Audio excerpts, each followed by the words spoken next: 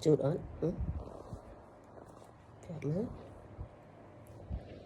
mà ôn play ớt ông phụ mình mới thà ôn play ớt mới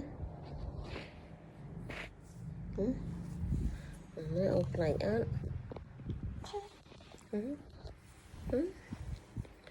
ôn play ớt mới ôn play ớt mà phụ bơi ôn play ớt phụ bơi một ớt nè thọt